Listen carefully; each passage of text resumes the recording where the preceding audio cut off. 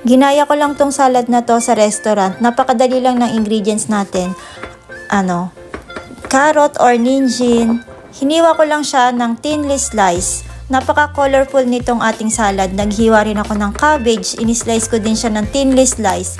Gumamit din ako ng lettuce. Dalawang klaseng lettuce ang ginamit ko. Isang sunny lettuce at saka isang small na lettuce. Ang tawag dito sa lettuce na to ay sunny lettuce. Hiniwa ko siya ng napakaliliit. Kailangan nating hiwain ng maliliit yung mga gulay natin para mas mabilis siyang makain, lalo na kung meron kang maliliit na bata.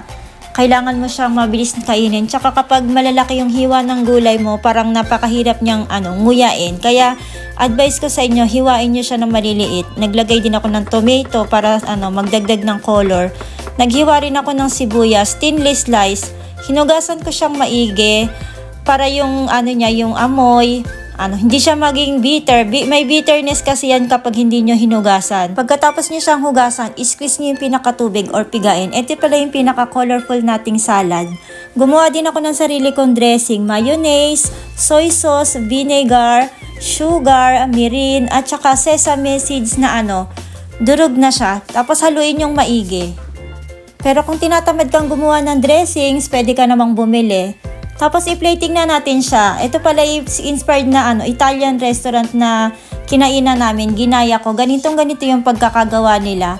Hindi lang siguro ganitong kaganda yung pagkaka-plating. Nilagay ko yung cabbage, carrot sa ibabaw para maging colorful siya. Tapos yung natira, nilagay ko siya sa ref. Meron na kayong whole day na salad recipe.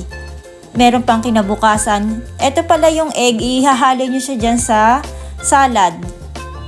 Tapos yung pinaka-dressing, ipupour nyo din siya dyan sa pinaka-salad. Tapos haluin yung maigi. The best talaga tong salad na natikman ko, kaya i-share ko na sa inyo. Ito pala yung kinain namin na salad. Kaya kung gusto nyo pa ng maraming healthy na recipe, mag-visit lang kayo sa aking YouTube channel.